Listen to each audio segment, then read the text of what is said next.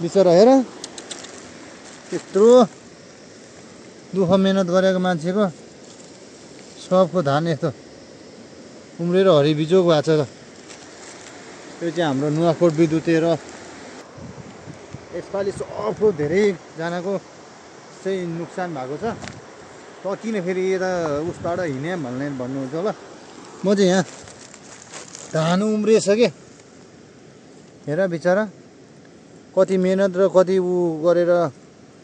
गरेको यस्तो गरामा नै धान उम्रेको छ क्या यसपालि पानीको कारणले गर्दाखेरि यसरी सब उम्रिसक्यो। हेर बिचरा कतिजनाको यहाँ नोक्सान भएको छ। कति लगानी गरेर चाहिँ खेती गरेको हुन्छ मान्छेले। 4-5 दिन पानी परेपछि आज चाहिँ भएको थियो, पानी अडेको थियो। तर अडे नि के काम, अब यो भात खानको लागि कि हुँदैन चामल झनै लडेँ म। यसरी म लडेँ भने जस्तै भयो। बिचरा हेर त्यत्रो दुःख मेहनत गरेको मान्छेको सबको धान यस्तो उम्रेर हरिबिजोग भएको छ। यो चाहिँ हाम्रो नुवाकोट विद्युतीय र हेलपोस्ट छेउको हो।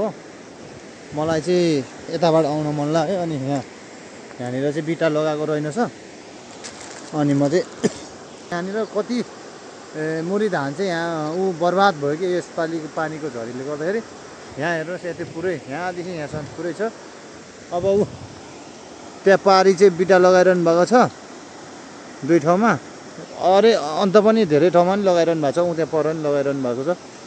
अब यतिखेर बिटा लगाएर नि गर्ने के, अब भात खान लागेको छैन यो। अब अब धान कुटेर यो गाई बस्तुलाई दिएर अथवा जाँडसाँड बनाएर चाहिँ फेरि रक्सी पारेर फेरि खायो भने हो, नत्र काम छैन।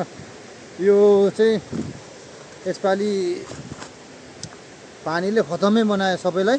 यसपालि चाहिँ बर्बादै बनायो। धान काटेर सुकाउने जतिलाई चाहिँ एकदमै बर्बादै गर्यो। अब बोटमै हुनेहरूको चाहिँ थाहा भएन कि कस्तो भएको छ।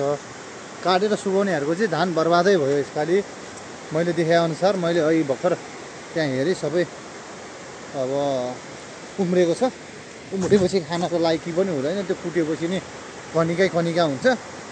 त्यो कनिका भए पनि खानको टेस्ट पनि हुँदैन। त्यो